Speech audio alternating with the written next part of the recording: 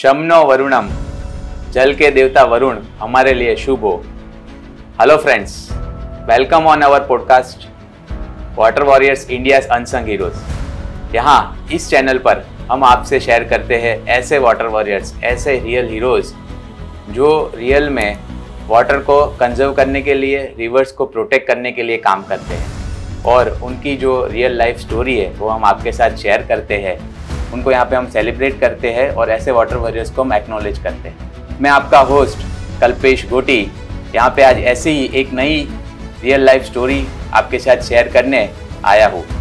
आज के हमारे स्पेशल गेस्ट और एक बहुत ही उम्दा गवर्नमेंट ऑफिसर जिनका नाम है डॉक्टर जिग्नाशा ओझा मैडम। मैं यहाँ पे जिग्नाशा मैडम आपको वेलकम करता हूँ। Thank you for joining us. Doctor Jignasha Ojha madam by qualification PhD है, ऐसे डॉक्टरेट है और वो अभी पिछले 30 साल से एज अ कैरियर जीपीसीबी को सर्व कर रहे हैं। उनका एनवायरनमेंट के प्रति जो एनवायरनमेंट प्रोटेक्शन और वाटर कंजर्वेशन के लिए जो उनका लगाव है, उनकी हम स्टोरी आज उनसे ही जानेंगे। हम उनसे ये जानेंगे कि उन्होंने कैसे सूरत सिटी में more than 10 crore litre per day इतना सीवेज वेस्ट वाटर को ट्रीटमेंट करके इंडस्ट्री को रीयूज़ करने के लिए तैयार किया। तो आइए जानते हैं उन्हीं से उनकी लाइफ की स्टोरी। Welcome madam.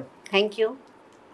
मैडम, आप बताएं कि सबसे पहले आपके चाइल्डहुड में आपको कब अवेयरनेस हुआ कि एनवायरनमेंट इतना इम्पोर्टेंट है हमारे लिए? देखिए, उसके लिए मुझे 50 साल पीछे थोड़ा जाना पड़ेगा।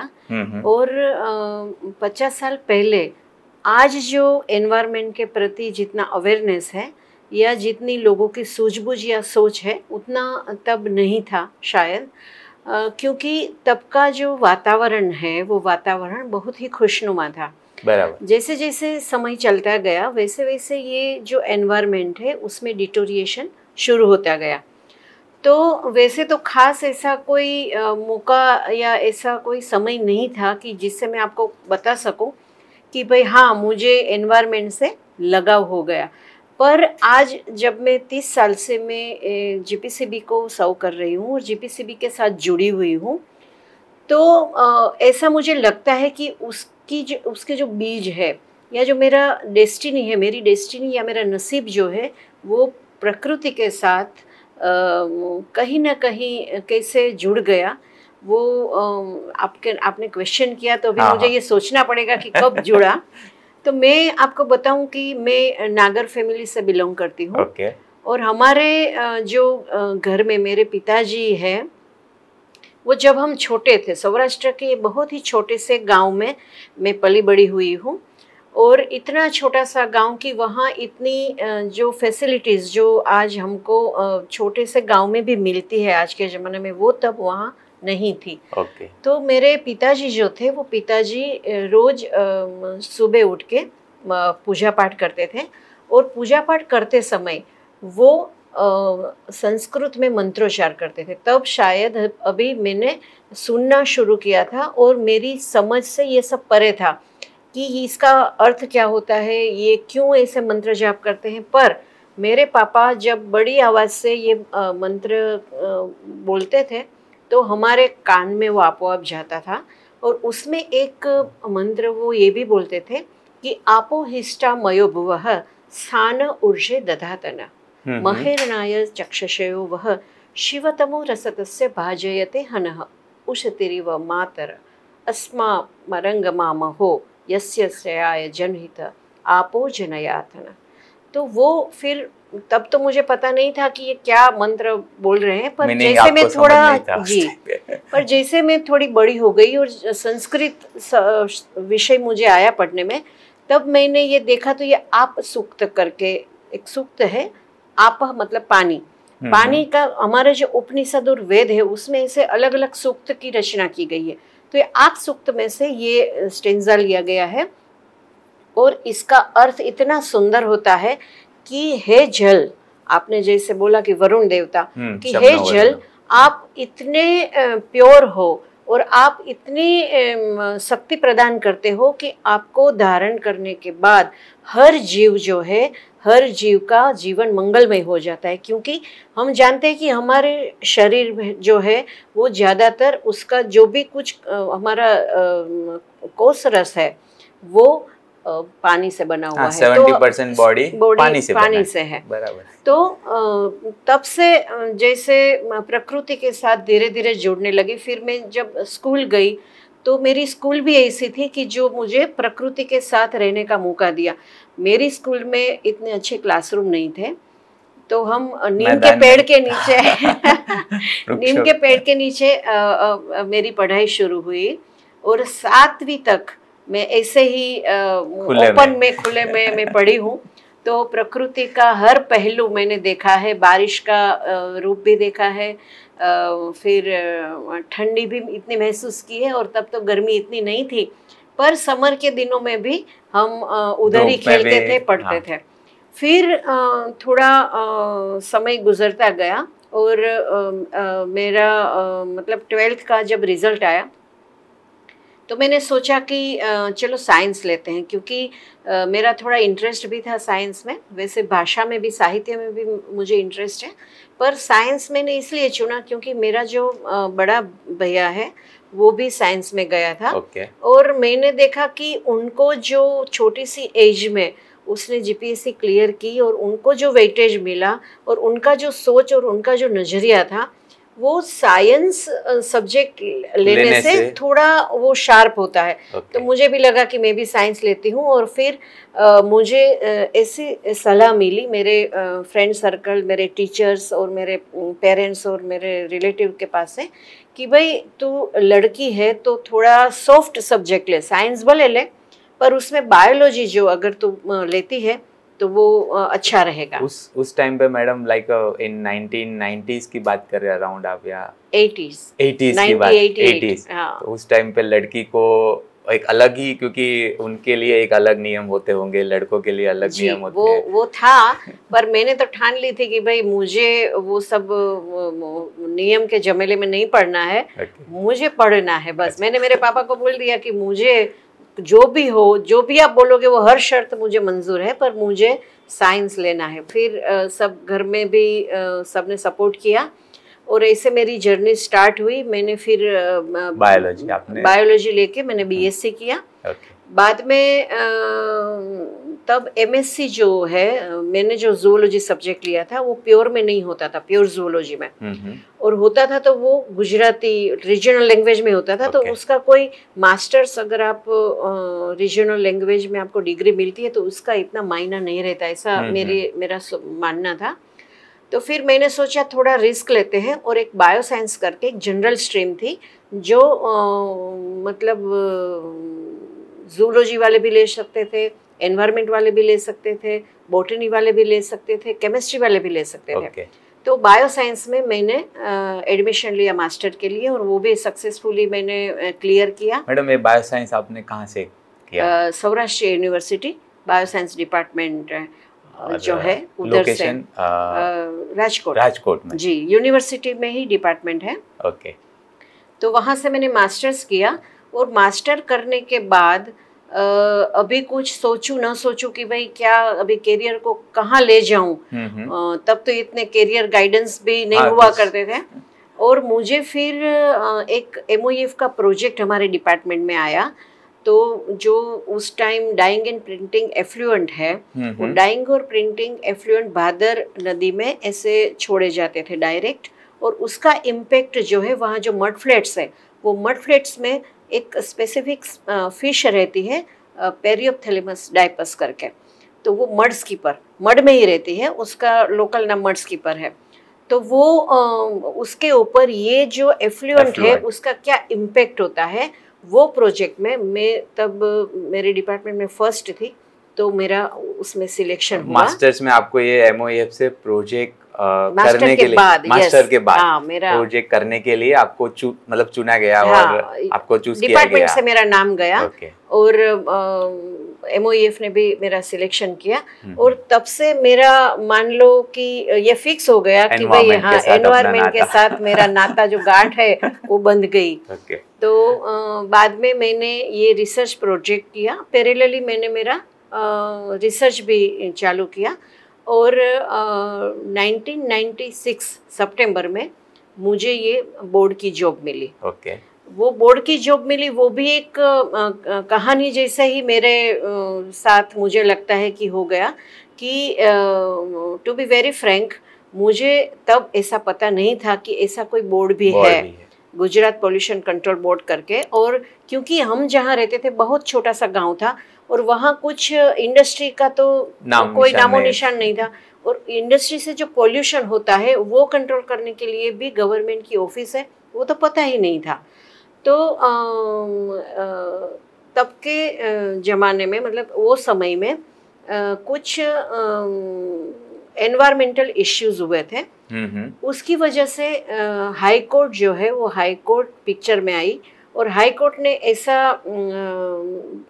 बताया कि भाई ये जो एनवायरमेंटल इश्यूज है वो एड्रेस होने ही चाहिए। मैडम कौन से एनवायरमेंटल इश्यूज थे वो थोड़ा ब्रीफ करें। हाँ उसमें उस टाइम सब क्या था कि इंडस्ट्रियलाइजेशन शुरू हो रहा था होके मतलब दौड़ने की तैयारी पे का स्टेज आ गया था और तब इतना एफ्लुएंट ट्रीटमेंट और उसका इम्पैक्ट क्या होता है वो लोगों के दिमाग में नहीं था और जो इंडस्ट्री चला रहे थे शायद उनके दिमाग में होगा क्योंकि वो बड़े बड़े केमिकल इंजीनियर्स और IITians थे जो ये कंट्रोल कर रहे थे पर उन्होंने शायद इतना इसके बारे में सोचा नहीं दिया। तो तब जो साउथ गुजरात है स्पेशली जो गोल्डन कॉरिडोर से नाम से जाना जाता है वहाँ थोड़े लैंड में इश्यू होने लगे या जो भी कोई खाड़ी या छोटी सी रिवर बहती थी वो कंटामिनेट होने लगी और वो पब्लिक लिटिगेशन हुई उसमें PIL हुआ और वहाँ तब इंटरवेन किया हाई कोर्ट ने और हाई कोर्ट ने किया कि भाई ये सब जो है ऐसा नहीं चलेगा ये इश्यूज एड्रेस होने चाहिए और ये इश्यू ऐसे एड्रेस होने चाहिए कि रिजल्ट ओरिएंटेड होना चाहिए पोल्यूशन जो हो रहा है उसको कंट्रोल तो करना ही पड़ेगा दिखावे के लिए नहीं रियल इम्पैक्ट बराबर। तो तब उन्होंने बोर्ड को ये बताया कि भाई ये तो ज़रूरी है और करना पड़ेगा।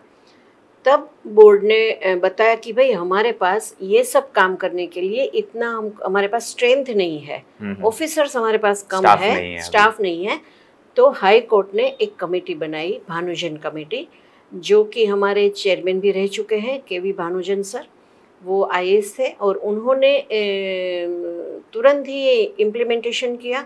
उन्होंने एम्प्लॉयमेंट एक्सचेंज से नाम मंगवाए और एक साथ तब ये 96 की मैं बात कर रही हूँ 96 में एक साथ काफ़ी मतलब more than 200 engineers and scientist है उसको अपॉइंट किया गया और वहाँ एम्प्लॉयमेंट एक्सचेंज में से नाम मंगाए और मेरा नाम मुझे तो पता भी नहीं था कि मेरा इंटरव्यू यहाँ आएगा एम्प्लॉयमेंट एक्सचेंज से डायरेक्ट मेरा नाम उधर गया था। बाद में जब इंटरव्यू आया तब मुझे पता चला कि ऐसा एक बोर्ड है और इसमें मैंने तो अप्लाई नहीं किया था फिर भी कैसे आया तो पता चला कि भाई एम्प्लॉयमेंट एक्सचेंज से नाम गए हैं गवर्नमेंट का एक तब रहता था हर यूनिवर्सिटी में एक बूथ रहता था वहाँ से नाम गया है। तो फिर मैंने तो मुझे तो प्रोफेसर बनना था आपके दिमाग में नहीं था कि मुझे नहीं था कि ये मुझे काम करना है इसीलिए मैंने इतना गौर नहीं किया पर मेरे भाई ने सब फिर देखा उसने 2-4 लोगों को पूछा तो बोले कि भाई ये तो इसमें स्कोप बहुत बढ़िया है इसका फ्यूचर ये जो डिपार्टमेंट है उसका फ्यूचर ब्राइट है और चैलेंजिंग जॉब है। तो मेरे भाई ने बोला कि भाई तू इंटरव्यू के लिए जा तो सही। अभी मैं जो छोटे से गांव में रहती थी मैंने उसकी बाउंड्री भी कभी क्रॉस नहीं की थी क्योंकि तब का माहौल ऐसा था इतना घूमना फिरना या बाहर जाना इतना नहीं था मतलब तो मैंने तो इंटरव्यू गांधीनगर में देना था। अभी गांधीनगर तो मैंने देखा नहीं था फिर भी हिम्मत करके मैं सोच रही थी कि मैं जाऊंगी, और एक इंसिडेंस ऐसा बना कि मेरी मदर को रेटिनल हेमरेज हो गया। तो मेरा जो इंटरव्यू का डेट है, वो इंटरव्यू का डेट और मेरी मदर का जो उधर एक कदम हॉस्पिटल में दिखाना था, वो दोनों का डेट है वो साथ साथ ही आया। तो मेरा 9 तारीख को इंटरव्यू था, मेरी मदर को 8 तारीख को दिखाना था। इसीलिए चलो वो भी भगवान ने मतलब कर दिया कि बोले कि अनफॉर्चुनेट, दोनों साथ में हो गया, एक चीज फॉर्चुनेट और अनफॉर्चुनेट। जी। और मेरा इंटरव्यू हुआ और इंटरव्यू में मेरा सिलेक्शन भी हुआ, और फिर सितंबर 96 में मुझे बोर्ड से ऑर्डर मिला कि आपको तब एक पोस्ट हुआ करती थी, अभी तो वो डिमोलिश हो गई है, JSA करके, जूनियर साइंटिफिक असिस्टेंट। वो पोस्ट पे क्लास 3, जूनियर क्लास 3 में मुझे अपॉइंटमेंट मिला। और फिर मैंने ठान ली कि भाई अभी ये जो जॉब है वो उसमें जितनी भी चैलेंज आएगी मैं ये जॉब करूँगी। और एक नया मेरा जो प्रवास है मेरे जीवन का, एक नया चैप्टर जो है वो तब से शुरू हुआ। और तब से आज तक मैं जैसे अभी GPCB के साथ चलते चलते मैं प्रकृति को जैसे जीने लगी हूँ, ऐसा मुझे महसूस होता है। ओके मैडम, आज जो अभी रीजनल ऑफिसर सूरत, जो गुजरात पोल्यूशन कंट्रोल बोर्ड की सूरत ऑफिस के हेड है, तो हम उनसे जानते हैं कि उनके जो वो as a junior scientific assistant से यहाँ पे as a head of Surat office regional officer आप कैसे बने, उनके बारे में आप हमें थोड़ा शेयर कीजिए। ऐसा कहा जाता है ना कि अगर हमारे नसीब में कुछ लिखा है तो उसको कोई नहीं टाल सकता। तो ऐसी ही बात मेरे साथ हुई। मैंने कभी पहले तो सपने में भी नहीं सोचा था कि ऐसी इंस्टीट्यूट या ऐसी ऑर्गेनाइजेशन में मैं काम करूँगी, तो वो मुझे मौका मिला। बाद में जब मुझे ये मौका मिला, तब जो मेरा कैलिबर गिनो या फिर मेरा जो भी मेरा क्वालिफिकेशन जो था, वो यहाँ के जो ऑफिसर लेवल है उतना था। फिर भी मैंने जूनियर मुझे पोस्ट ऑफर किया गया और मैंने वो हंसी खुशी मैंने लिया भी सही। पर मेरे बैक ऑफ माइंड में हमेशा मुझे ऐसा था, मैं किसी हमारे ऑफिसर को देखती थी तो मुझे उसकी जेलसी नहीं होती थी, पर मुझे ऐसा होता था कि मैं क्या ऐसा करूं या मैं कैसे ये पद पर मैं आ सकती हूँ, क्योंकि मुझे बहुत कुछ करना था। और आपको जब कुछ करना होता है तब आपके हाथ में पावर की जरूरत होती है। लोग रोकने वाले बहुत होते हैं जो आपको आगे नहीं बढ़ने देते। Yes, exactly. तो जूनियर जो पोस्ट है उसमें आप को जो काम दिया जाता है वो कर सकते हो, पर आपका खुद का कुछ इनिशिएटिव नहीं ले सकते हो। इसीलिए बैक ऑफ माइंड मुझे ऐसा लगता था कि भाई मुझे जैसे भी कुछ भी करके मुझे एक पड़ाव पे पहुंचना है। और फिर नसीब ने मेरा साथ दिया, जिंदगी में रियल में विधाता ने मेरा बहुत साथ दिया है। तो 2013 में हमारी डायरेक्ट क्लास 1 की आई रिक्रूटमेंट का, और उसमें मैं एलिजिबल क्राइटेरिया में थी। मैंने अप्लाई किया, मैंने रिटन टेस्ट क्लियर किया और ओरल इंटरव्यू भी फेस किया। और फिर वो ओरल इंटरव्यू में उसके बाद मेरा डायरेक्ट क्लास 3 से क्लास 1 में मेरा सिलेक्शन हुआ। तो इस हिसाब से मैं मतलब लेबोरेटरी हेड तक मैं पहुंच गई डायरेक्ट। जो बेसिक एनालिसिस में करती थी, वहाँ से डायरेक्ट वो एनालिसिस करने वालों का कंट्रोल अथॉरिटी जो है, मतलब वो मुझे सौंपा गया काम कि भाई आप अभी ये लैब हैंडल करोगे। और मेरे मैनेजमेंट ने भी मुझ में ट्रस्ट रखा और मुझे वापी जैसा सेंसिटिव एरिया मुझे दिया जो सेपी एरिया में था। और वापी में 5 साल लैब हेड का पद निभाने के बाद मैं सूरत मेरा ट्रांसफ़र हुआ, जो कि हमारा एक गवर्नमेंट का रूल है। उस हिसाब से मैं 2020 जुलाई में सूरत में आई। वहाँ भी मुझे प्रयोगशाला का इंचार्ज बनाया गया। और 2022 में मुझे फिर ये रीजनल ऑफिसर का अपॉर्चुनिटी मेरे ऑर्गेनाइजेशन ने मेरे में ट्रस्ट रख के मुझे दिया। और आज तक वो उनका जो विश्वास है वो बरकरार रखने की मैं कोशिश कर रही हूँ। यस, जैसे आपने मैडम बताया कि विधाता ने आपका बहुत साथ दिया, तो जब मतलब चाह होती है तो राह मिल जाती है, ऐसा लोग कहते हैं। जी। तो मैडम हम अभी और सूरत अभी आप आ गए तो सूरत 2022 से आप सूरत को सर्व कर रहे हैं, सूरत के जितने भी मतलब बोल सकते हैं कि इंडस्ट्री को भी सर्व कर रहे हैं, सूरत के पब्लिक को भी सर्व कर रहे हैं। तो कुछ आपने जो जो प्रोजेक्ट्स इस समय के दरमियान किए हैं उसके कुछ हमको शेयर करें कि जो आप उससे इंस्पायर हुए हो और जो रियली इम्पैक्टफुल रहे हैं वैसे। जी, सूरत में ये मेरी दूसरी इनिंग है। मैं पहले जब क्लास 3 में थी तब 2012 से 15 में भी मैं सूरत थी, पर तब मेरे रोल और रिस्पॉन्सिबिलिटी अलग था। और जब मैं 20 जुलाई से यहाँ आई हूँ तब मेरा रोल एंड रिस्पॉन्सिबिलिटी मेरा अलग है। सूरत वैसे खूबसूरत तो है ही, पर मुझे इसको और खूबसूरत बनाने का मुझे मौका मिला है। तो मैं ये जो मेरा जो अपॉर्चुनिटी है उसको गंवाना नहीं चाहती थी। इसीलिए जब सूरत में मैंने रीजनल ऑफिसर के तहत चार्ज लिया तो पहले तो जो भी पोल्यूशन के इश्यूज थे, जैसे एयर क्वालिटी डिटोरिएशन है या कुछ भी वाटर पोल्यूशन है, या एक हथौड़ा में एक साइट है जो कंटामिनेटेड साइट एनजीटी ने डिक्लेयर की थी, वो साइट का रिस्टोरेशन है। नहीं, सॉलिड वेस्ट नहीं था, पर वो ऐसे एक लेमन की जगह थी और वो वहाँ वेस्ट स्टोर करता था, इलीगल डंपिंग जैसा था। तो ऐसे काफ़ी 4-5 ऐसे इश्यूज थे बड़े जो मुझे ऐसा लगा कि ये अगर इश्यूज हम सॉल्व करते हैं, इसको एड्रेस करते हैं, तो जो सूरत है उसकी खूबसूरती में और 4 चांद लग जाएंगे। तो मैंने धीरे धीरे करते करते एक प्रोजेक्ट मैंने शुरू किया। और उसमें ये जो हथौड़ा वाला प्रोजेक्ट है जो मैं बोल रही हूँ कि एनजीटी ने कंटामिनेटेड साइट डिक्लेयर किया, वहाँ से मैंने पुलिस प्रोटेक्शन में पूरा वेस्ट 4 से 5 फीट खोद के जितना भी वेस्ट था या उसके ट्रेसिस वाली जो मिट्टी थी वो सब मिला के उठवाया वहाँ से खुदवा के, और जो TSDF बोलते हैं वहाँ पे भेजा। प्रॉपर डिस्पोजल उसका प्रॉपर साइंटिफिक मैनर में डिस्पोजल किया और फिर वो लैंड को रिस्टोर करके फ्रेश सोइल से अभी वहाँ मोर देन 5000 ट्रीज हमने प्लांट किए हैं और बहुत ही अच्छी साइट वो बन गई है। CPCB ने भी इसको अप्रिशिएट किया है।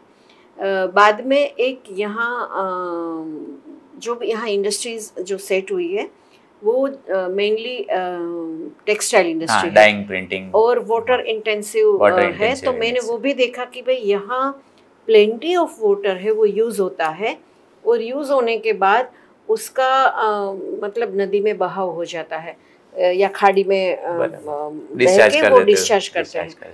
तो वो मैंने देखा, तो एक दिन का भी अगर हम पानी सब जगह से इकट्ठा करेंगे तो एक छोटी सी नदी बन जाएगी। इतना पानी सूरत में से रोज डिस्चार्ज होता है।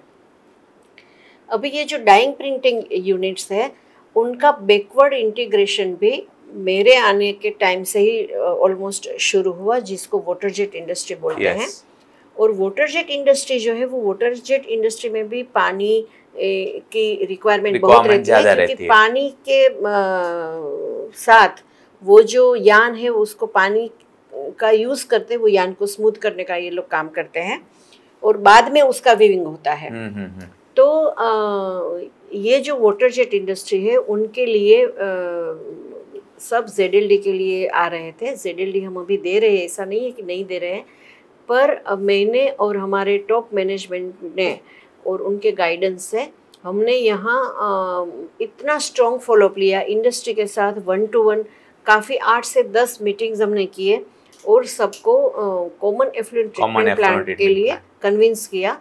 और आज के दिन में यहाँ वाटर जेट के लिए वो जो लैंडलॉक एरिया है वहाँ 3 CETP डिक्लेयर हुए हैं। उसमें एक डाइंग एंड प्रिंटिंग डाइंग के लिए है, प्रोसेस हाउस के लिए, और 2 है वो वाटर जेट के लिए आ रहा है, और भी 2 प्रोजेक्ट्स पाइपलाइन में है, और 4 के लिए अभी मीटिंग्स और प्लानिंग चल रहा है।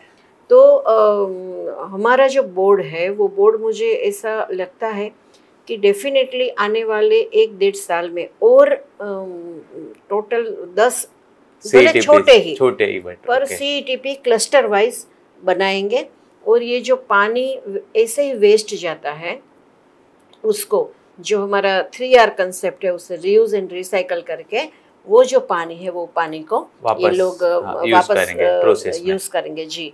मैडम इसमें जो आप अभी बोल रहे हैं कि कुछ 3 CETPs ऑलरेडी इन ऑपरेशन है, उनका कितना वॉल्यूम होगा, क्या कैपेसिटी है उनका? हाँ, उसमें एक फेडरल टेक्सटाइल पार्क करके है, वो 3 MLD का है जो अपने मेंबर इंडस्ट्री से पानी लेता है और फिर उनको वापस देता है। फिर एक राजंस फिला करके है, तो राजंस फिला है वो भी अपना, उसने लिंडियात गांव है वहाँ अपना क्लस्टर बनाया हुआ है, वहाँ उनके मेंबर से वो पानी लेके पूरा ट्रीट करके उसमें से मेनली क्या होता है, वाटरशेड का जो एफ्लुएंट है उसमें इमल्सिफाइड ऑयल रहता है, वो ऑयल रिमूव करके उसमें कोई केमिकल ट्रीटमेंट देने की ज़रूरत नहीं, इसीलिए उसके जो TDS है वो TDS जो टोटल डिजोल्व सॉलिड हम बोलते हैं वो इतने उसमें कोई फ़र्क नहीं पड़ता है। तो वो एक है। दूसरा एक अभी अर्जुन पार्क है, वो अर्जुन पार्क में श्रीहरि ग्रुप है, उनका एक CETP आ रहा है, वो उनका फ्यूचर प्लानिंग देखे तो 10 MLD तक का है। और एक अभी पाइपलाइन में जो प्रोजेक्ट मैं बता रही हूँ वो आनंद इको पार्क है, जो एक पूरा रेसिडेंशियल क्लस्टर जो श्यालदा है वहाँ आ रहा है। वहाँ ये लोग अभी प्रिलिमिनरी 5 MLD से शुरू करके 20 MLD तक ले जाने का उनका इरादा है। दूसरा एक साहलोन टेक्सटाइल पार्क है, ये मैं जो बात कर रही हूँ वो लैंडलॉक एरिया की बात कर रही हूँ, ये कीम साइड, देलाड़, कीम, पिपोदरा उस साइड। वैसे देखा जाए तो सूरत में तो और CETP है। सूरत शायद ब्लेस्ड सिटी है, मैं इसको इसलिए मैं ब्लेस्ड सिटी बोल रही हूँ क्योंकि यहाँ के जो प्रशासन है, यहाँ का एडमिनिस्ट्रेशन बॉडी है या यहाँ का कॉरपोरेशन है या यहाँ के रेगुलेटर्स जैसे GPCB है, डिश है, वैसे जो डिपार्टमेंट है वो, और यहाँ के इंडस्ट्रियलिस्ट और यहाँ की पब्लिक सब मतलब ऐसे हैं कि सब मिलजुल के हाथों में हाथ मिला के काम करते हैं। इसीलिए आज सूरत उस मोड़ पे खड़ा है कि शायद सूरत में जितने CETPs है उतने बाकी गुजरात के बाकी सिटी के आप इकट्ठे करोगे ना तो इतने होंगे। ऐसा मतलब अभी 12 CETP जो है वर्किंग में है सूरत में, उसमें मैक्सिमम कैपेसिटी है 150 MLD की, जो कि पल्साना एनवायरो प्रोटेक्शन लिमिटेड है वो उसको रन करता है एसोसिएशन। और दूसरे नंबर पे यहाँ पांडेसरा जहाँ हम आज बैठे हैं वो पांडेसरा का आता है, वो 100 MLD का है। तो ये जो CETPs है वो CETP पूरा जो प्रोसेस हाउस से जो पानी निकलता है उसको लेती है और फर्दर पॉलिशिंग करके फिर उनको जो नॉर्म्स दिए हैं वो नॉर्म्स अचीव करके जहाँ उसका नियत किया गया डिस्चार्ज पॉइंट है वहाँ पे वो लोग डिस्चार्ज करते हैं। और ये जो 12 CETPs है उसमें मतलब जैसे मैंने बताया राजंस फिला और वो, पर यहाँ भी एक केजरीवाल टेक्सटाइल पार्क है, उसमें भी एक छोटा सा वाटर जेट का CETP है। होजीवाला में 20 MLD का और एक CETP है जो रीयूज एंड रिसाइकल मॉडल पे काम कर रहा है। और होजीवाला में जो अभी CETP है वो लेटेस्ट टेक्नोलॉजी से चल रहा है। तो इसमें मैडम जो जैसे आपने बोला कि रीयूज एंड रिसाइकल, तो मोस्टली लगभग ऐसा होता होगा कि 70-80% पानी वापस 85% पानी इंडस्ट्री को वापस दिया जाता है। हाँ। तो आप सोचिए कि उसको जो नया लेना है फ्रेश वाटर जरूरत नहीं पड़ता है, सिर्फ वो 10-15% में उनका काम हो जाता है। हाँ, वही तो उस अगर वैसे देखे तो करोड़ों लीटर पानी रोज का हम बचा रहे हैं, इधर नदी से उठा है या तो ग्राउंड वाटर से। पर वो अभी मतलब एक हमने ये कंसेप्ट लेके कि भाई हमको नेचर से नहीं लेना है, खुद जो अभी दिया है नेचर बिगाड़ते हैं उसको ही शुद्ध करके हम उपयोग में लेंगे। बराबर है। और आपने जैसे बोला कि इंडस्ट्री, पब्लिक और एडमिनिस्ट्रेशन, पॉल्यूशन कंट्रोल बोर्ड हो या कॉर्पोरेशन हो, सब जब साथ में आके काम करते हैं तभी ये पॉसिबल है। या तो अदरवाइज क्या हो जाता है कि इंडस्ट्री अपना व्यू रखती है, एडमिनिस्ट्रेशन अपना व्यू रखती है, तो मिलजुल के काम नहीं होता है, तो एक्चुअली ऑन द साइट जो रिजल्ट्स आने चाहिए वो नहीं आते हैं। तो इसका और एक मैं पहलू आपको बताऊं कि जैसे यहाँ मैंने बताया कि ये सब CETP है, तो सचिन और पांडेसरा जो इंडस्ट्रियल क्लस्टर है, GIDC है सचिन में, पांडेसरा में मोर देन 100 प्लस 120 जितने प्रोसेसिंग हाउस हैं और उतने ही सचिन में। अभी इसका एवरेज वाटर कंजप्शन आप देखो तो ये मतलब पानी के बिना टेक्सटाइल का पॉसिबल नहीं है, सोचना ही नामुमकिन पॉसिबल नहीं है। तो ये लोग 115 mld जितना पानी है रोज का, जो ट्रीटेड सुएज है, टर्सरी टीटीपी उसको बोलते हैं, टर्सरी ट्रीटेड जो प्लांट है उसमें ट्रीट किया हुआ पानी ये लोग as a raw water use करते हैं। तो आप सोचिए कि ये जो 200 प्लस इंडस्ट्री है वो अगर पानी फ्रेश वाटर अगर यूज़ करती तो बात कहाँ जाती। तो ये जो है कॉरपोरेशन ने ऐसा बहुत ही अच्छी तकनीकी का प्लांट इंस्टॉल किया। उन्होंने ये रेडीनेस दिखाई कि हाँ हम ये ऐसा प्लांट में पानी ट्रीट करके हम देंगे। इंडस्ट्री वालों ने ये पानी स्वीकार किया और उसमें मीडिएटर की जो भूमिका है वो जीपीसीबी ने निभाई। तो मैं जो आपको बोल रही हूँ कि यहाँ के जो पूरा जो संकुल है वो संकुल एक दूसरे के साथ जुड़े हुए हैं।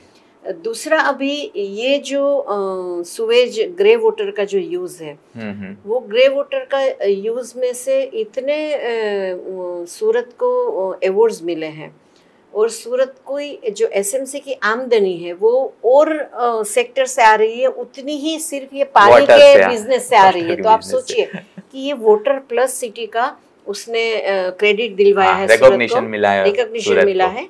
तो अभी ये जो प्रोजेक्ट है वो प्रोजेक्ट पलसाना एरिया में भी सोच रहे हैं और हजीरा एरिया में भी। हजीरा एरिया में 200 mld पानी सुएज जो है वो जाएगा ट्रीटेड, आइदर सेकेंडरी ट्रीटेड जाएगा या फिर टर्सरी, वो भी प्लानिंग में है, अभी डिस्कशन में है। और पलसाना में 200 mld, तो वो अगर फ्यूचर में आ जाएगा तो आप सोचिए कि कितना बड़ा ये सूरत के लिए। अभी आज के दिन हम 10 करोड़ लीटर से भी ज्यादा 115 mld रोज का 10 करोड़ लीटर से भी ज्यादा हम ऑलरेडी रीयूज कर रहे हैं, जो हम नेचर से नहीं ले रहे हैं। और वो भी सूरत सिटी का जो सीवेज लोग जो यूज करके जो वेस्ट वाटर है जो जनरली पहले रिवर में डिस्चार्ज किया जाता था आफ्टर ट्रीटमेंट, उसको हम और पॉलिशिंग टर्शरी ट्रीटमेंट करके इंडस्ट्री को दे रहे हैं। तो ये मतलब इस ह्यूज इम्पैक्ट ऐसा बोल सकते हैं। और इसमें इंडस्ट्री भी खुश इसलिए है कि पहले नहीं तो उसका ऑप्शन बोरवेल था।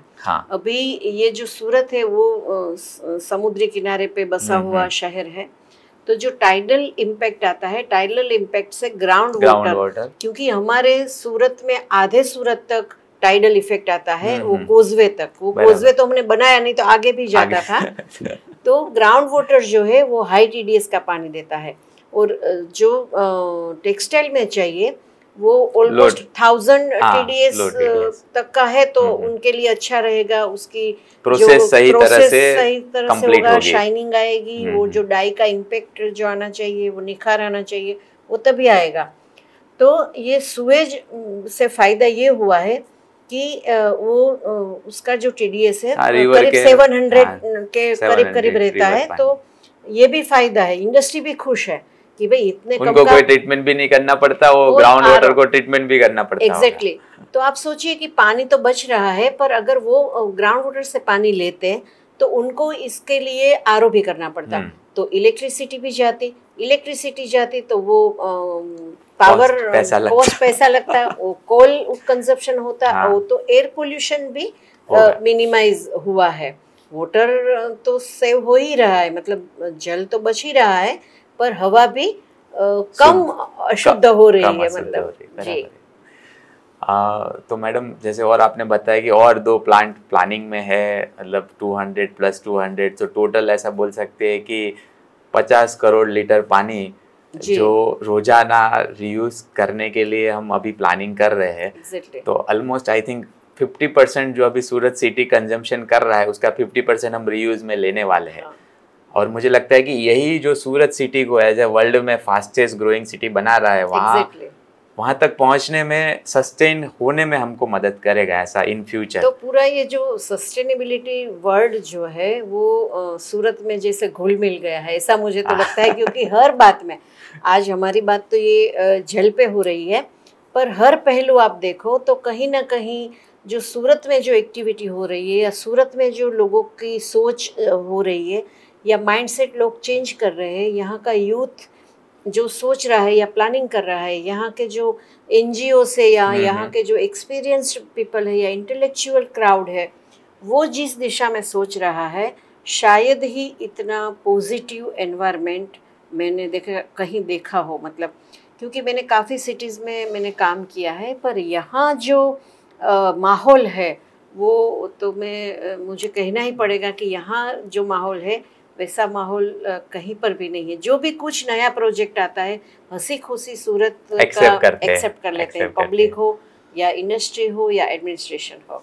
और वैसे बोलते हैं ना कि सूरत और जो तापी रिवर है, जो सूर्यपुर पहले पुराना नाम था, तो सब में इतनी वो क्या बोलते हैं जोश, पॉजिटिविटी है कि they are ready to take all the challenges. Exactly, है ना। इसीलिए सूरत सिटी में लोग आके इतना मतलब आगे बढ़ते हैं अपने जीवन में। और मतलब आपने सही बोला कि पूरा मतलब सकारात्मक हो जाता है, पॉजिटिविटी से फुल ऑफ सिटी है।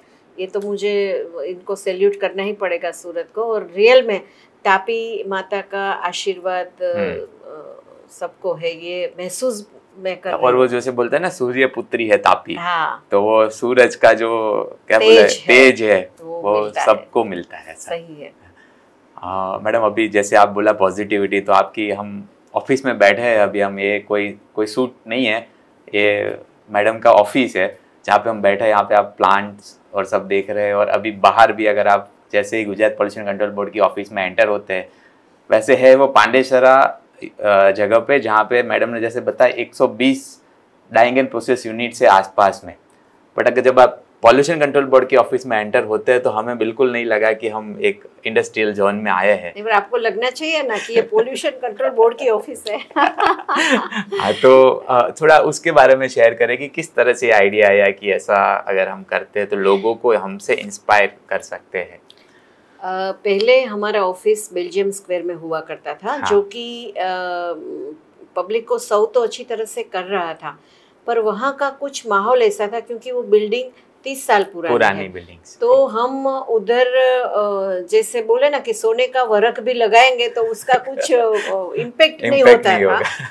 तो फिर हमारे बोर्ड में एक मुहिम शुरू हुआ कि भाई GIDC एरिया में अगर हमको जगह मिलती है तो हम सामने से GIDC में हमारा ऑफिस क्रिएट करेंगे और वहाँ होंगे तो GIDC के लोगों को और पब्लिक को हम इजीली सर्व कर पाएंगे। बराबर। इसीलिए फिर हमने ये सोचा कि पांडेसरा में हम एक हमारा ऑफिस बनाते हैं।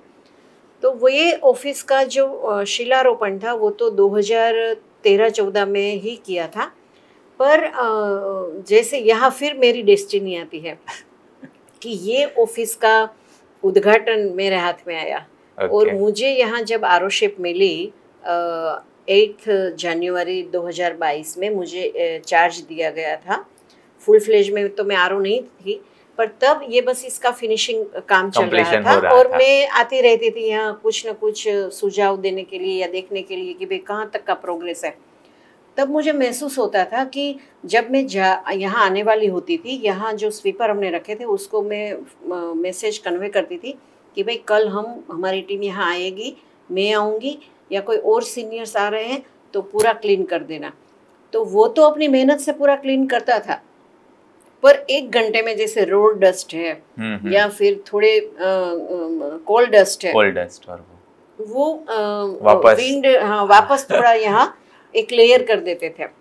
तो मैं तभी सोच रही थी कि भाई यहाँ हम आएंगे तो कैसे सरवाइव हो पाएंगे।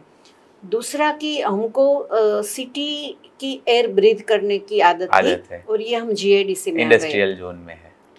तो आने से पहले ही मैंने थोड़ा गार्डन का प्लानिंग किया। जैसे आप नीचे देख रहे हो, मेरे जो क्यारियाँ मैंने बनाई हुई है इसमें छोटे मोटे ऐसे पौधे लगभग मैंने 500+ पौधे लगाए हैं। और उसका सिलेक्शन मैंने ऐसा किया है कि या तो मैंने मनी प्लांट लगाए हैं, स्क्रिपर्स लगाए हैं या फिर एरेका पाम लगाए हैं और छोटे छोटे फ्लावर के प्लांट भी आप थोड़े गेट के पास देखोगे। तो ये प्लांट का सिलेक्शन करने के पीछे ये मेरा मानना था कि जैसे हम जानते हैं कि जो ये हमारे मनी प्लांट है, हम ऐसा बोलते हैं कि मनी प्लांट लगाने से ज़्यादा पैसे आएंगे, और हकीकत में उसका लॉजिक ये है कि जो हमारा मनी प्लांट है वो जो VOCs होते हैं, हाँ, वोलेटाइल ऑर्गेनिक, उसमें खास करके फॉर्माल्डिहाइड और बेंजाल्डिहाइड उनको एब्सॉर्ब कर लेते हैं उसके पत्ते, और वो एब्सॉर्ब करने से वो हमारे सांस में जाते नहीं हैं, हम स्वस्थ रहते हैं और डॉक्टर को जो पैसा देना है वो बचते हैं, इसीलिए वो पैसा हमारी तिजोरी में जमा रहता है और हमारा हेल्थ भी अच्छा रहेगा तो हम और काम करेंगे तो और पैसा आएगा। हाँ, ऐसा। फिर एरेका पाम जो है वो डे टाइम में ऑक्सीजन ज़्यादा देता है। फिर मैंने स्नैक्स प्लांट भी लगाए हैं, ये आप मेरी ऑफिस में भी देखोगे कि उसमें ये मैंने वेराइटीज़ सिलेक्ट की है। फिर स्पाइडर प्लांट है जो इंडोर एयर है, एम्बियंट एयर, उसमें से टॉक्सिन्स जो है वो उसको एब्सॉर्ब कर लेते हैं और हमको जो फ्रेश एयर देते हैं। तो मैंने ये सोचा कि भाई हम ये पोल्यूटेड एयर है उनको कैसे हम फ्रेश एयर में कन्वर्ट कर सकते हैं। बस ये मेरी जो सोच थी और मेरी टीम के साथ मैं हमेशा डिस्कस करती थी, वहाँ से भी मुझे फीडबैक मिलता था।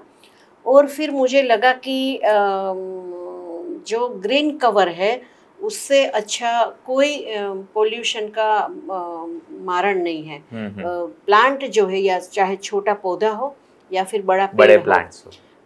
और हमको GIDC में से मेरी ऑफिस के बगल में ही एक जगह मुझे दी गई कि आप इसका आप यूज़ कर सकते हो। तो वहाँ मैंने और कोई लालच नहीं रखा वो जगह को यूटिलाइज करने के लिए, और वहाँ मैंने 500 plus tree plantation, high canopy आप देख सकते हो।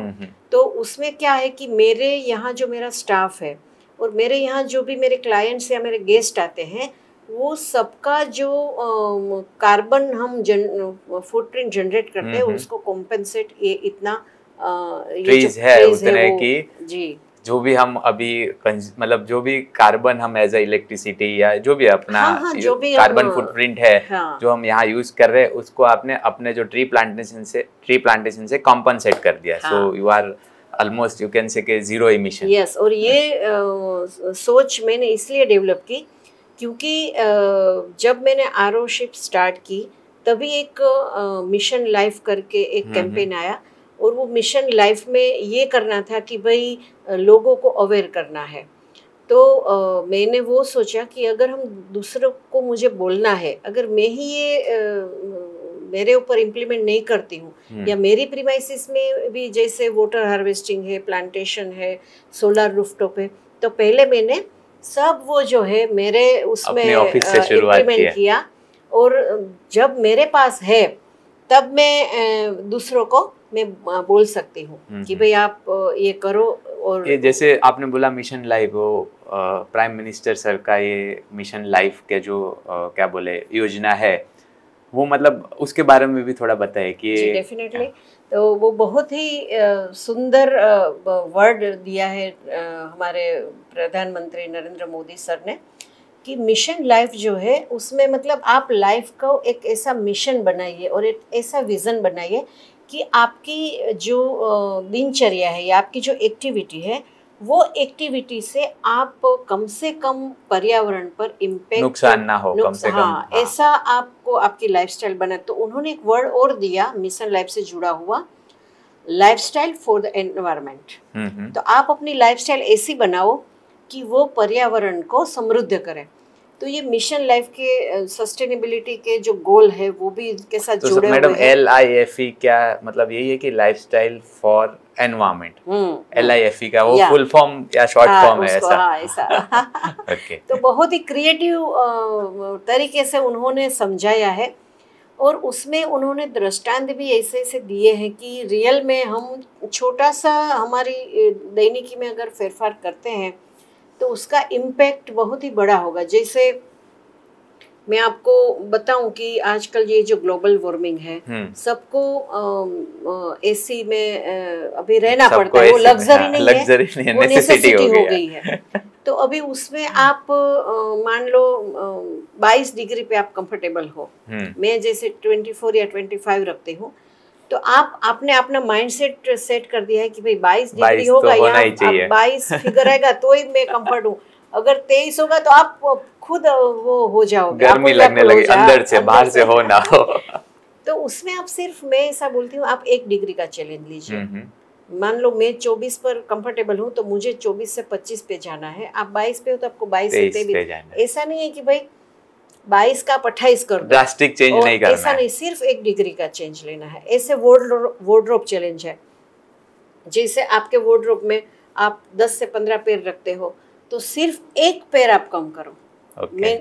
मेरे वार्डरोब में 10 ड्रेसेस है, तो मैं ऐसा सोचूंगी कि अभी मैं जब तक इसमें से 2 ड्रेस मेरे पुराने नहीं हो जाएंगे तब तक नया तो नहीं लूंगी, पर वो 8 पे मैं कट मोशन कर दूंगी कि भाई 8 जो है, 8 से अच्छा 8 से अब रुक जाएंगे, 2 नया नहीं लाएंगे। तो वो उससे क्या पड़ेगा फर्क कि ये जो 2 पैर कपड़ा बनने के लिए जो भी कुछ मटेरियल जाता है, पानी यूज होता है, जो भी, उसको आप बचा सकते हो और पर्यावरण के प्रति आप अपनी निष्ठा प्रकट कर सकते हो। तो ऐसे काफी छोटे छोटे, जैसे आपने मैडम अभी बताया कि डाइंग एंड प्रोसेस यूनिट्स बिना पानी के चल नहीं सकते, तो अपने अगर 2 पैर बचा लिए तो कितना पानी आप बचा रहे हैं, एक इंडिविजुअल कितना पानी बचा रहा है, वो उसको इंटरलिंक करना पड़ेगा। आप सूरत की पब्लिक है 80 लाख जितना पॉपुलेशन है, आप सोच लीजिए, अगर 1 पैर कम कर देगी, 80 लाख कपड़ा जो है वो उतना मैन्युफैक्चरिंग प्रोसेस से कम हो जाएगा।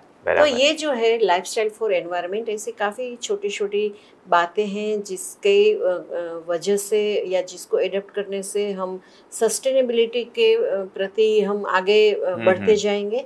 और जैसे आज का आपका जो ये अभियान है पानी के लिए, तो उसमें भी ये सस्टेनेबल के जो 70 गोल है, उसमें एक सेव वाटर का भी कंपोनेंट है। तो वो तो हमको बचाना ही है, क्योंकि जल ही जीवन है, और जल है तो कल है, वो तो हम जानते ही हैं। तो मैडम आपने अभी जस्ट बात किया कि ये वाटर को हमको बचाना है, रिवर्स को बचाना है, तो अभी लास्ट ईयर सूरत में एक इनॉग्रेशन हुआ था जल संचय जन भागीदारी जी, वो एक और योजना है गवर्नमेंट कर रही है, तो उसके बारे में भी हमें और हमारे ऑडियंस को थोड़ा शेयर करें। जरूर।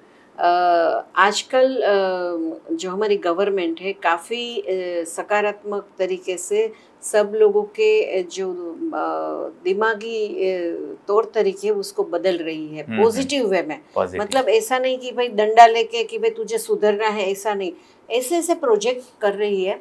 तो उसमें जल के रिलेटेड काफ़ी 3-4 प्रोजेक्ट है कि कैच द रेन करके एक प्रोजेक्ट है, फिर अतल भूजल करके है, फिर घर घर जल जो है वो छोटे से छोटे गांव तक हर घर हर नल जल ऐसा। तो हर नल में से लोगों को पानी मिलना चाहिए, ऐसा नहीं है कि भाई दूर दूर तक लोग पानी के लिए जाए। तो अभी ये जो आप बता रहे हो कि जल शक्ति अभियान जो है उसके साथ भी सूरत जुड़ा हुआ है। सूरत मुझे ऐसा लगता है कि नहीं ऐसा नहीं आगे आ जाता है वो। जी, हमारे जो यहाँ के चहीते प्रदेश प्रमुख श्री पाटिल सर हैं, वो भी हम जानते हैं कि उसको दिल्ली वहाँ ले जा रहे हैं। तो उन्होंने एक ये वाटर हार्वेस्टिंग का एक कंसेप्ट दिया है, और वो उनकी सोच है कि भाई आने वाले 2 साल में हम ऐसे वाटर हार्वेस्ट करेंगे, रेन, कैच द रेन, आपको उसको ड्रेन नहीं करना है, कैच करना है रेन को, और ऐसे हार्वेस्ट करना है कि जो हमारा अभी भूजल है, वो भूजल का ग्राउंड वाटर है, वो उसका लेवल जो अभी नीचे चला गया है वो इंक्रीज करना है। तो उन्होंने बहुत सलूकाई से ये प्रोजेक्ट हैंडल किया है, और उन्होंने सूरत में उसको लॉन्च किया। और सूरत पहला सिटी ऐसा होगा कि जो ये प्रोजेक्ट है उसमें अपना 100% वो करें। उसमें सर ने एक ये भी चिंता व्यक्त की थी कि सूरत में अगर हम ये कर रहे हैं और आसपास के गांव में ये वाटर हार्वेस्टिंग के प्रोजेक्ट्स हम करवा रहे हैं, तो इम्प्लीमेंटिंग अथॉरिटी है, एडमिनिस्ट्रेशन या रेगुलेटर्स, उन लोगों के पास पहले ये सिस्टम होना चाहिए। तो उन्होंने हमको भी मोटिवेट किया है कि भाई आप अपने अपने गवर्नमेंट ऑफिस में ये प्रोजेक्ट स्टार्ट करो। और मैं यहाँ ये मौका छोड़ना नहीं चाहती हूँ कि मैं सबको बताने के लिए मतलब अपने खुशी में महसूस कर रही हूँ कि आप मानोगे नहीं, पर हमारा जो ऑफिस है वो 2 साल से हम वाटर रेन वाटर हार्वेस्टिंग कर रहे हैं वहाँ। और शायद सूरत की ये पहली गवर्नमेंट ऑफिस होगी कि जिसमें ये सिस्टम हमने अडॉप्ट किया है। और हम अभी इंडस्ट्री के पास से गांव दत्तक वो लोग लेते हैं और वहाँ वाटर हार्वेस्टिंग का प्रोजेक्ट करते हैं, और उस तरह से जो हमारा भूजल अभी नीचे चला गया है उसको फिर से रिजुवेनल करने की और रिस्टोर करने की हम कोशिश कर रहे हैं।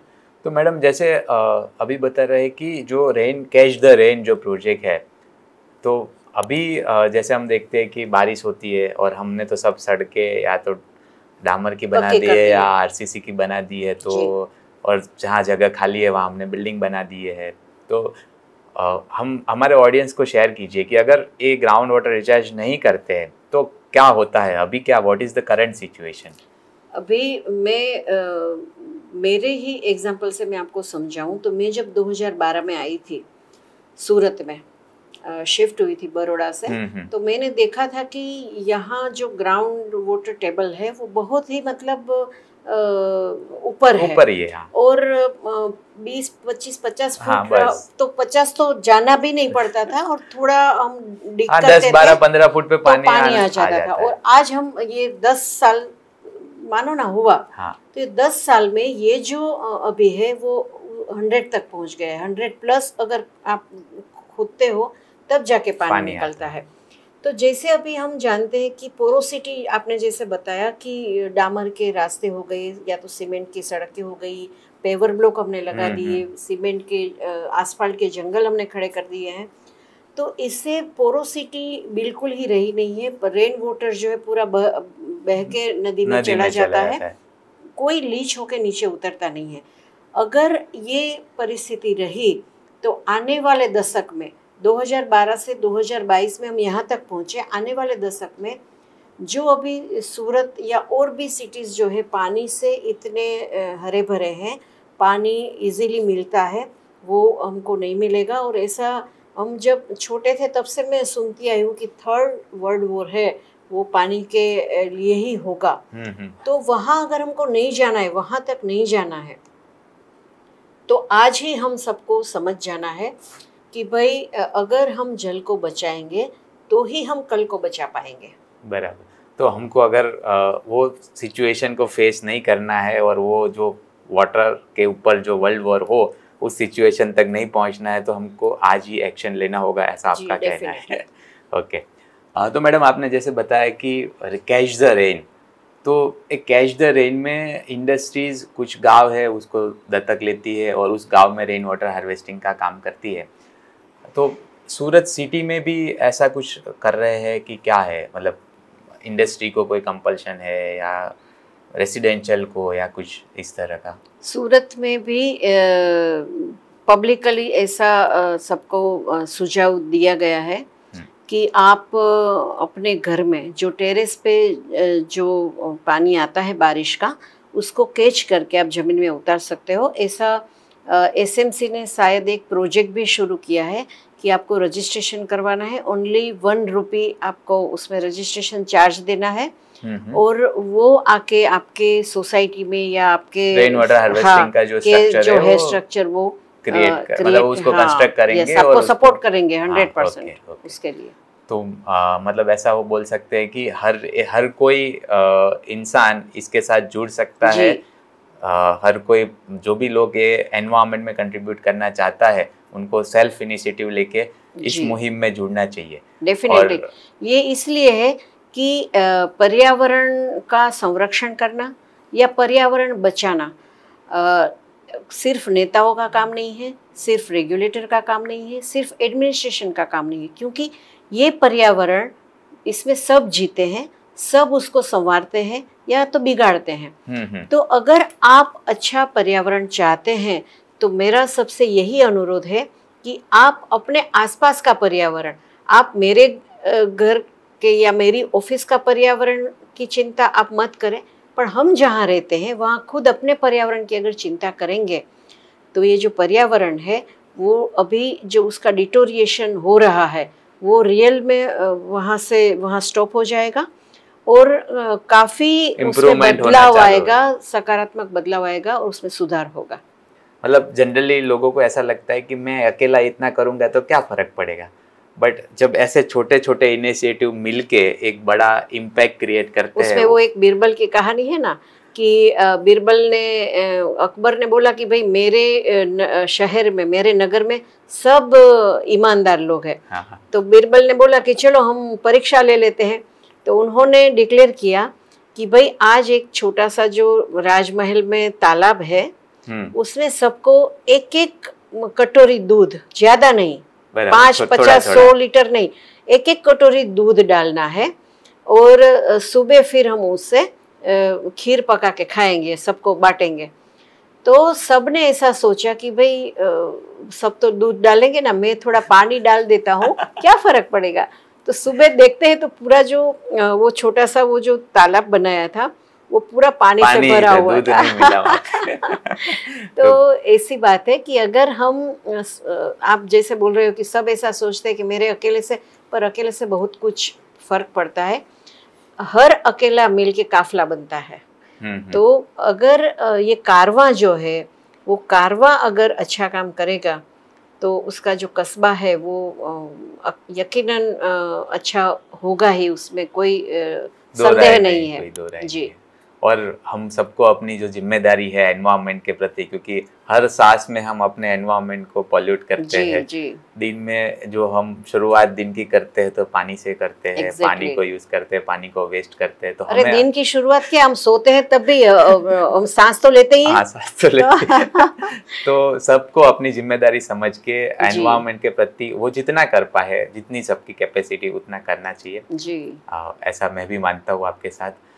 अभी मैडम अगर हम बात करें कि एज आप गुजरात पॉल्यूशन कंट्रोल बोर्ड में एक एज अ रीजनल ऑफिसर के पोस्ट पे है और आगे और भी आप आगे बढ़ेंगे, हम ऐसी हमारी ऐसी भावना है। तो आगे हम गुजरात के लिए क्या विजन देख सकते हैं for in terms of environment protection? जी, गुजरात पॉल्यूशन कंट्रोल बोर्ड है, मैं यहाँ काम कर रही हूँ इसलिए मैं नहीं ये कह रही हूँ, पर इसका जो काम करने का तरीका है वो कॉरपोरेट जैसा है।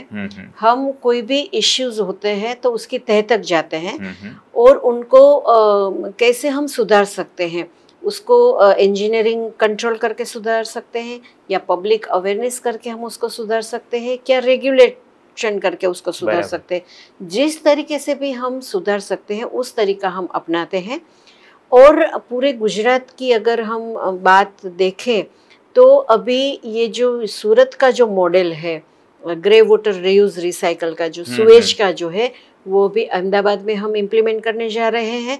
और हर जहाँ जहाँ पर हमारा रीजनल ऑफिस है, हर जिले में, हर तहसील में हम ये सोच रहे हैं कि छोटे छोटे गांव भी 8-10 गांव मिलके एक STP बनाए और उनका जो पानी है वहाँ रोड डस्ट सेपरेशन में यूज़ हो या फिर गार्डन्स बने हो वहाँ।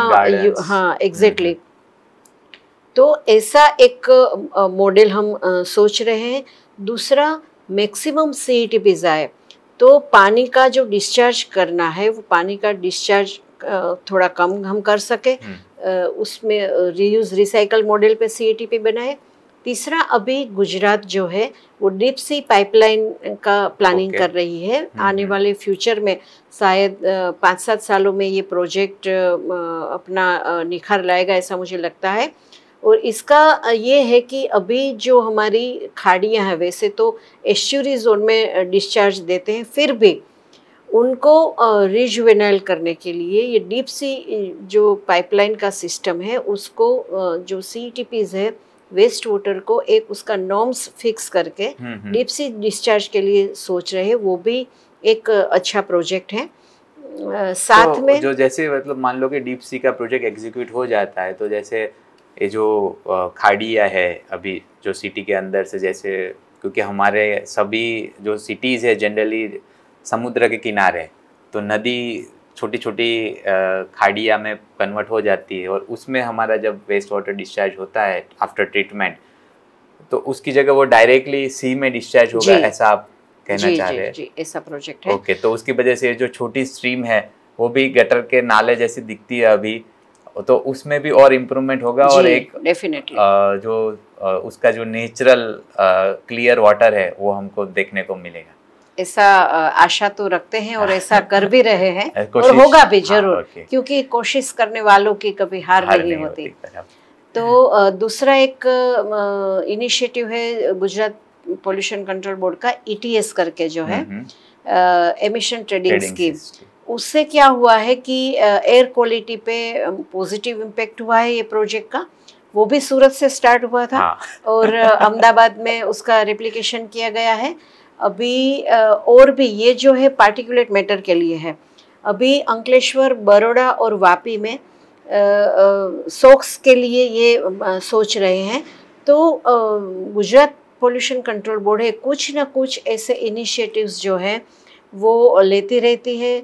उसमें पब्लिक का पार्टिसिपेशन, उसमें इंडस्ट्री का इन्वॉल्वमेंट, सब मिलके जहाँ पर जो उनका ज्यूरिडिक्शन है उसके एनवायरनमेंट के बेटरमेंट के लिए काम करती है, और यही हमारी आइडेंटिटी है।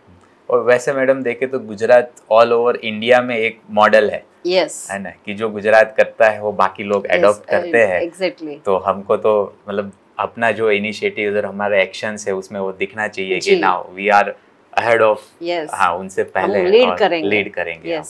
और ऐसे भी देखे तो गुजरात में जो इंडस्ट्रीज है वो इंडस्ट्रियल ग्रोथ बोल सकते हैं, इकोनॉमिक जो ग्रोथ है उसके लिए भी ये बहुत ज़रूरी है। तो सस्टेन करने के लिए जो इकोनॉमिक ग्रोथ है, हमें आज से ही जो एनवायरनमेंट के रिलेटेड जितने भी इश्यूज है उसको एड्रेस करना होगा जी। तो गुजरात पॉल्यूशन कंट्रोल बोर्ड का ये जो अप्रोच है वो गुजरात के ग्रोथ के लिए पॉजिटिव है, both the way, in terms of environment and in terms of economy.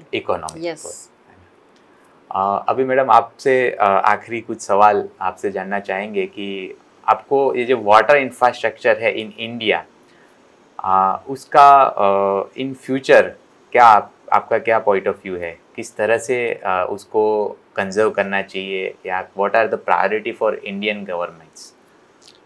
इसमें देखा जाए तो जैसे मैंने पहले भी बताया कि पहले जो हमारा पर्यावरण था या हमारी प्रकृति थी वो अलग थी। हम मतलब महसूस करते थे प्रकृति को कि छोटे से छोटा सा गांव है, वहाँ भी नदियाँ बहती थी और उसका हम आनंद लुफ्त लिया करते थे।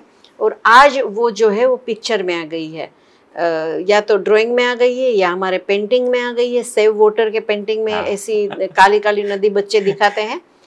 तो इंडियन गवर्नमेंट है, इंडियन गवर्नमेंट के पास बहुत बड़ी चैलेंज है कि भाई ये जो नदियाँ सूख रही है, या तो उनका जो पानी है ये पानी समुद्र में जा रहा है क्योंकि हम यूटिलाइज नहीं कर पा रहे हैं। हमारे पास ऐसे संसाधन नहीं है कि जिसकी वजह से ग्लेशियर्स मतलब पिघलती है और नदी का बहाव बढ़ता है, तो वो पानी को हम रोक के या बांध बना के या कुछ ना कुछ उसको स्टोर करें। तो वो जो पानी है वो पानी हमारा वेस्ट जा रहा है या तो सूख रहा है, दोनों है। तो जो रिवर रिस्टोरेशन प्रोग्राम एक गवर्नमेंट सोच रही है, वो अगर सफल हुआ तो रियल में ये भारत की प्रकृति के लिए, भारतीय प्रकृति के लिए ये चार चांद होगा। क्योंकि उसमें ये जो प्रोजेक्ट है उसमें क्या है, हर जो नदी है वो नदी को एक दूसरे के साथ जोड़ने का सोच रहे हैं।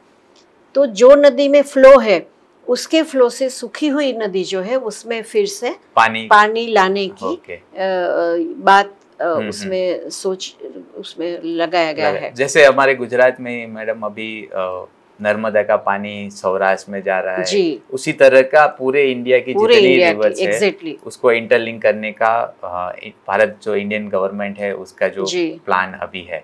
फिर अभी ये जो जल शक्ति अभियान वो मैंने बताया वो ग्राउंड वाटर के लिए है। ऐसे काफ़ी छोटे छोटे प्रोजेक्ट्स हैं कि जिससे जो हमारी वाटर की रिक्वायरमेंट है, पानी की समस्या है या फिर पानी के रिलेटेड इश्यूज है, उसको मिनिमाइज कर सकते हैं। बराबर।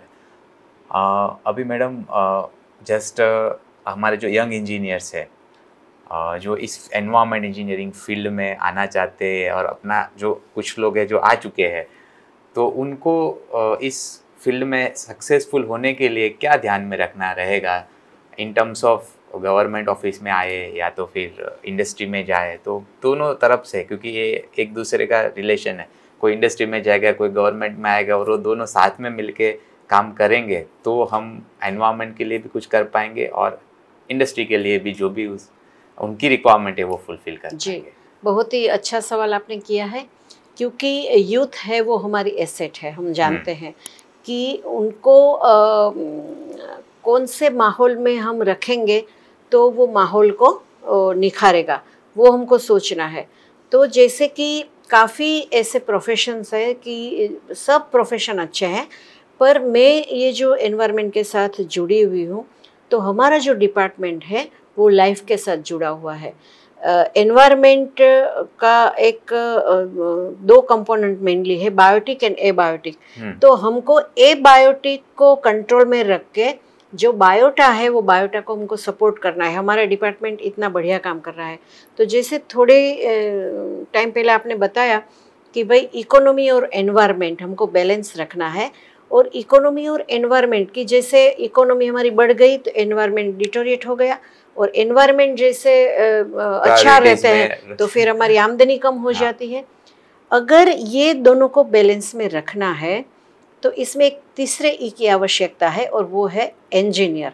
और इसमें भी वो ई में भी एक और ई जोड़ना मैं चाहूँगी कि एनवायरनमेंट इंजीनियर, क्योंकि वो क्या है कि अपनी स्किल से या अपने जो भी उसका नॉलेज है वो नॉलेज के तहत वो एनवायरनमेंट को इतना बढ़िया बनाएगा या ऐसा मतलब इम्पेक्ट लाएगा कुछ न कुछ इंजीनियरिंग का सोच के। जैसे पहले मैं आपको बताऊं कि रिफ्रैक्टरी सीओडी वाला पानी आता था या हाई सीओडी स्ट्रीम थी, उसके लिए कोई सॉल्यूशन ही नहीं था। धीरे धीरे आके स्प्रे ड्रायर कंसेप्ट आया, फिर अभी एमई का आया, अभी और भी मतलब इन्वेंशन हो रहे हैं, इंजीनियर से है वो उन पे टेक्नोलॉजी पे काम कर रहे हैं।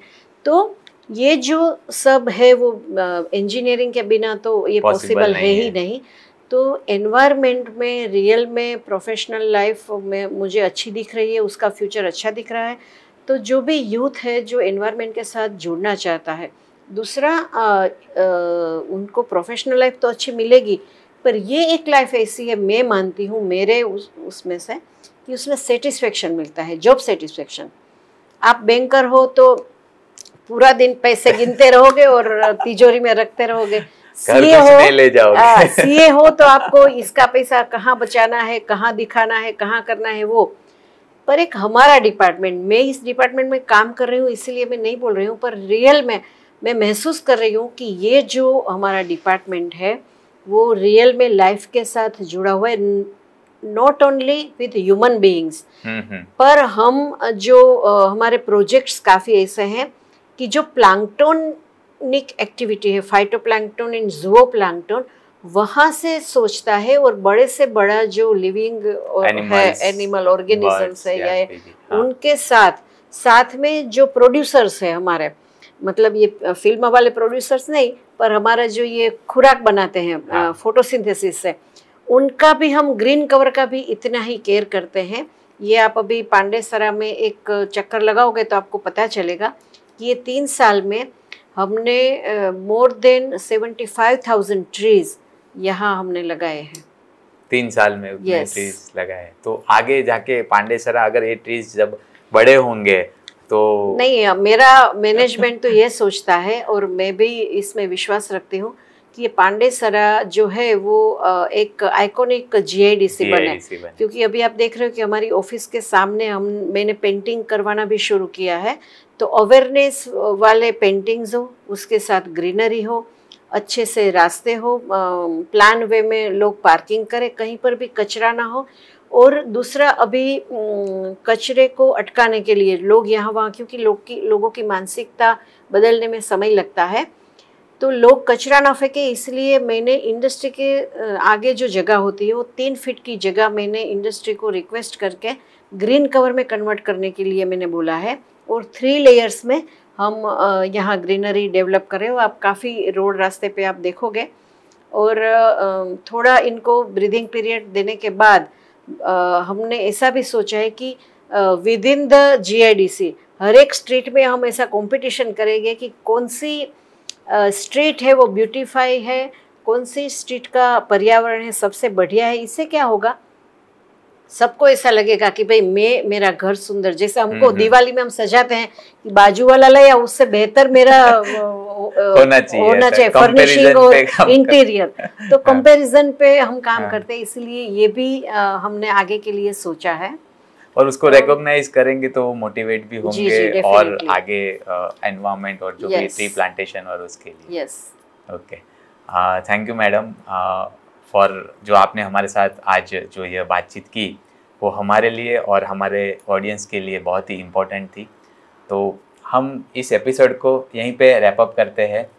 तो जैसे हमने आज जो जिज्ञासा ओझा मैडम से बात की और उनकी जो रियल लाइफ स्टोरी है और किस तरह से उन्होंने अपने इस 30 साल की जर्नी में more than 10 crore litres daily जो सूरत में सीवेज वेस्ट वाटर जो रिवर में जा रहा था उसको रीयूज करके अपना जो तापी रिवर है, अपना जो ग्राउंड वाटर है, उसको उन्होंने किस तरह से कंजर्व और सेव किया है।